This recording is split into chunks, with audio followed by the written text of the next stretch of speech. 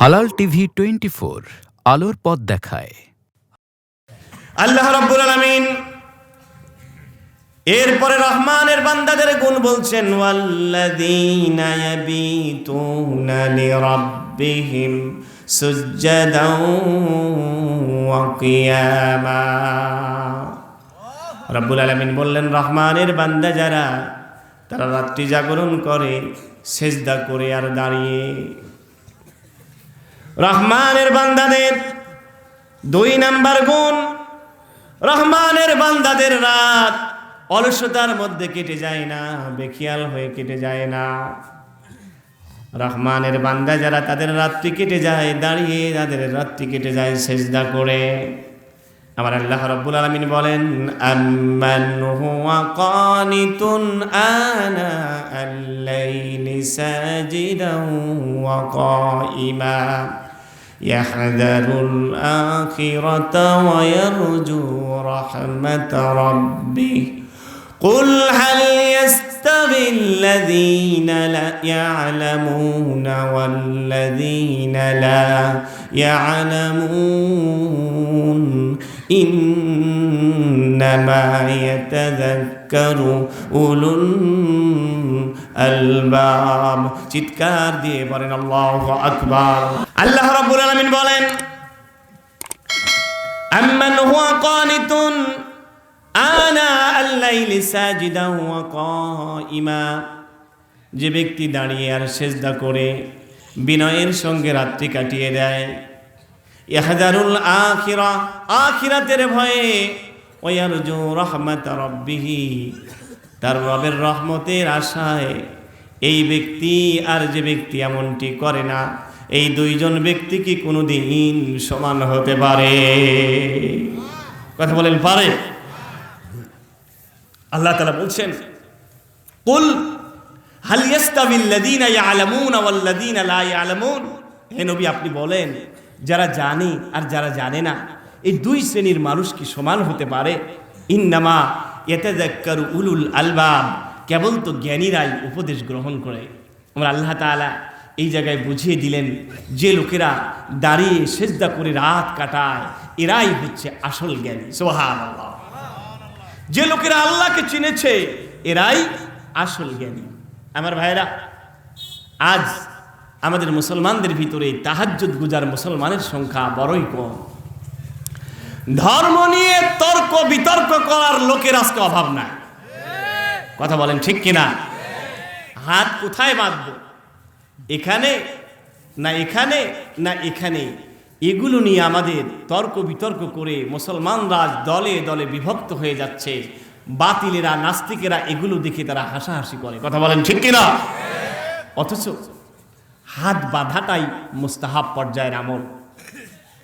আপনারা জানেন, মালিকি মাযহাবে হাত বাঁধেই না, হাত ছেড়ে দেয়। আর হাত আমরা কোথায় বাঁধবো, এইটা নিয়ে আজ আমাদের ভিতরে দ্বন্দ্ব আর ফাসাদ। কিন্তু তাহাজ্জুদ পড়া মুসলমানের বড়ই অভাব। কিন্তু আপনাদের জানতে হবে, আর তাহাজ্জুদ মিন সুন্নাতির রসুল ওয়াল আউলিয়া ওয়াস সিদ্দিকিন ওয়াস শুহাদা। তাহাজ্জুদের নামাজ হচ্ছে আউলিয়াদের, রসুলদের, নবীগণের, সোহাদাদের, সিদ্দিকিনদের আমল। এই পৃথিবীতে রাত্রি জাগরণ ছাড়া কোনো মানুষ আল্লাহর ওলি হয়নি। রাত্রি জাগরণ ছাড়া কেউ আল্লাহর মাহবুব বান্দা হয়ে যায়নি। কথা বলেন ঠিক কিনা? কারণটা কি আমার ভাইয়েরা? রাত্রি জাগরণের এত মর্যাদা কেন?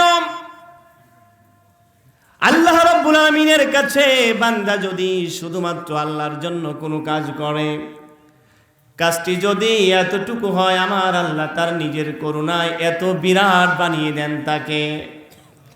আর যদি আল্লাহর জন্য না হয়ে মানুষের খুশির জন্য, লোক দেখানোর জন্য যদি আমল হয়, কাজটি দেখতে যতই বড় হোক না কেন, আমার আল্লাহ তাআলার কাছে তার কোনো অংশ নাই। গভীর রাত্রিতে একজন মানুষ বিছানায় থেকে যখন তার পিঠটা উঠায়, অজু করে রাতের বেলায় যখন যায় নামাজে দাঁড়ায়, সব দুনিয়ার মানুষ যখন ঘুমিয়ে পড়েছে, কেউ জেগে নাই, লোকটি যখন আল্লাহ তাআলার কাছে সিজদা করেছে, আমার আল্লাহ এনজিলু রাব্বুনা ইলাস সামাইদ দুনিয়া ফিস সুলুসিল আখিরি মিনাল লাইল, রাতের শেষ তৃতীয়াংশে আমার আল্লাহ রাব্বুল আলামিন দুনিয়ার আসমানে নাজিল হয়ে বলেন, হাল মিন মুস্তাগফিরিন আস্তাগফিরুল্লাহ, এমন কোন গুনাহ মাফকারী গুনাহ মাফ চাওয়ার লোক আছো কিনা, যাকে আমি আল্লাহ রাব্বুল আলামিন গুনাহগুলো মাফ করে দেব। ওই সময় যখন একজন মানুষ এই দুনিয়ার সব মায়া মোহাব্বত ছেড়ে আরামের ঘুম ছেড়ে আল্লাহর কাছে হাজিরা দেয়, আমার আল্লাহ রাব্বুল আলামিনের এই আমলটি বড়ই পছন্দনীয় হয়ে যায়। আমার আল্লাহ রাব্বুল আলামিন নবীজিকে ডাক দিয়ে বলেন, ওয়া মিনাল লাইলি ফাতাহাজ্জাদ বিহি নাফিলাতান লাকা আসা আন ইয়াবআসাকা রাব্বুকা মাকামান মাহমুদা। ও নবী, রাত্রির কিছু অংশ আপনি বিছানা থেকে উঠান, নফল হিসাবে নামাজ পড়েন। এই তাহাজ্জুদের নফল নামাজের এত মর্যাদা, আমি আল্লাহ রাব্বুল আলামিন আপনাকে মাকামে মাহমুদ দান করব। চিৎকার দিয়ে বলেন না সুবহানাল্লাহ। আমরা তাহাজ্জুদ কি পড়ব? নামাজই তো পড়ি না। কথা বলেন। আমরা শুধু তর্ক বিতর্ক, দিন নিয়ে তর্ক, কে ভালো, আমি ভালো, ও খারাপ, আমার দলই সঠিক, বাকি সব খারাপ। এই দৃষ্টিভঙ্গি দিয়ে পৃথিবীতে কোনোদিন মুসলমানদের ভালো হবে না। আল্লাহ তাআলা বলেন, ওয়াতাসিমু বিহাবলিল্লাহি জামিআ ওয়ালা তাফাররাকু, আল্লাহর এই রশি কোরআনকে তোমরা আঁকড়ে ধরো শক্তভাবে, দলাদলি করো না, ফেরকাবাজি করো না। ফেরকাবাজি করেছো তো মরেছো। কথা বলেন ঠিক কিনা? বাতিল পৃথিবীতে মুসলমানদের ততদিন পর্যন্ত দমাতে পারে নাই যতদিন পর্যন্ত এ মুসলমানদের ঐক্য ছিল। যেদিন এক আমির আর এক আমিরের বিরুদ্ধে বলেছে, এক আমির আর এক আমিরের বিরুদ্ধে ষড়যন্ত্র করেছে, এক মুসলমান আর এক মুসলমানের শত্রু হয়ে গেছে, সেদিন ওরা জালিমেরা কাঁটা দিয়ে কাঁটা তুলেছে। আমার ভাইয়েরা, এই তাহাজ্জুদের নামাজের এত মর্যাদা।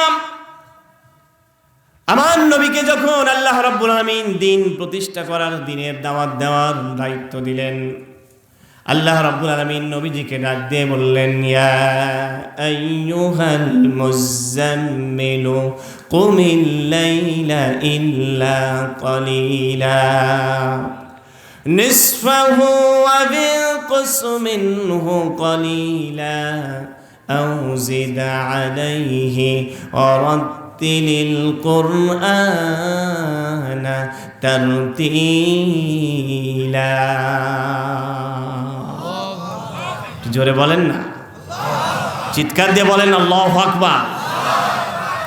আল্লাহ তাআলা নবীকে ডাক দিলেন, ইয়া আইয়ুহাল মুযাম্মিল, হে কম্বল আচ্ছাদিত ব্যক্তি। আমার নবী কম্বল জড়িয়েছিলেন কেন?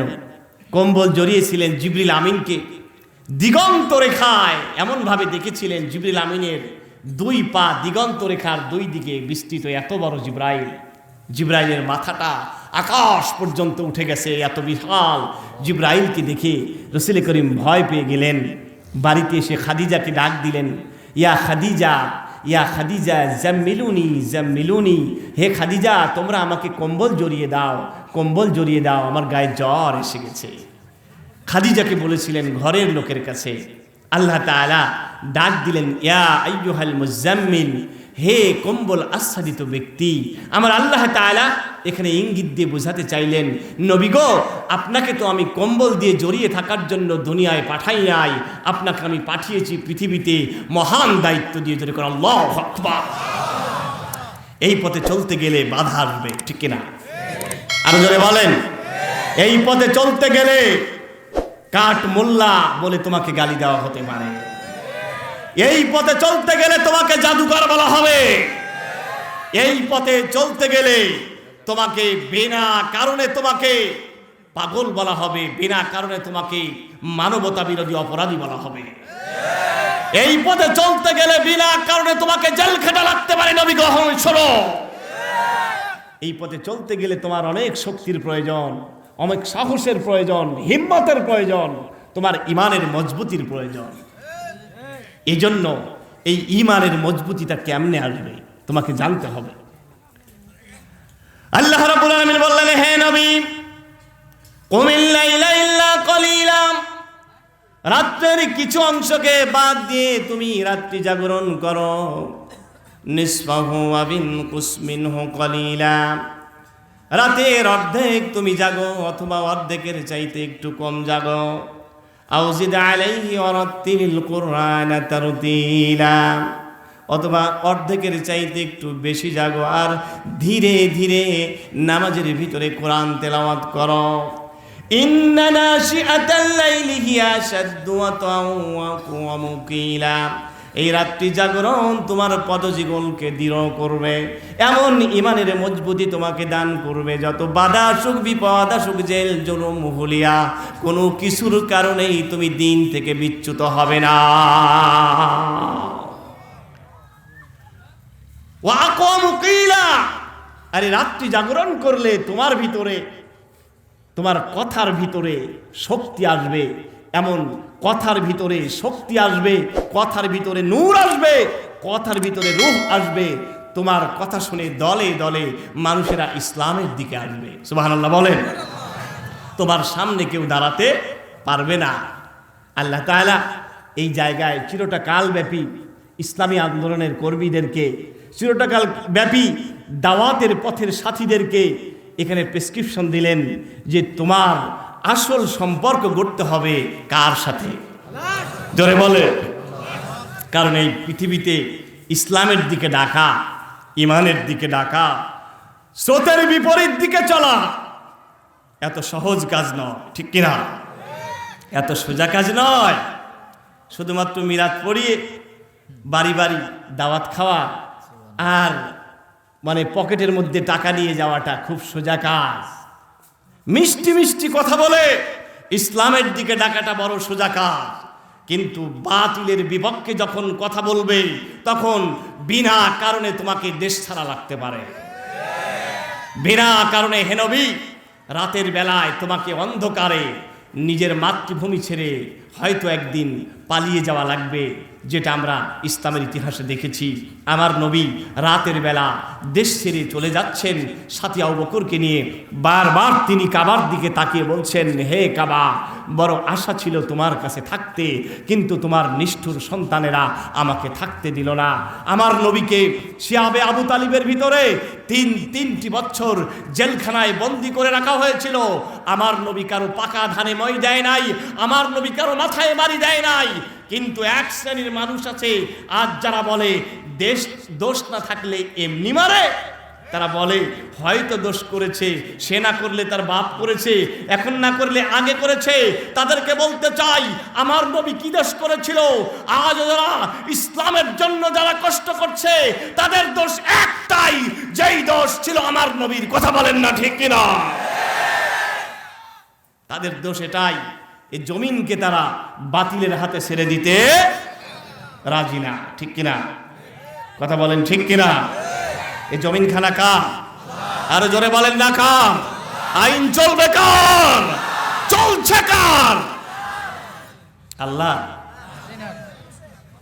আল্লাহর আইন আছে। আল্লাহর আইন আল্লাহর জমিনে নাই।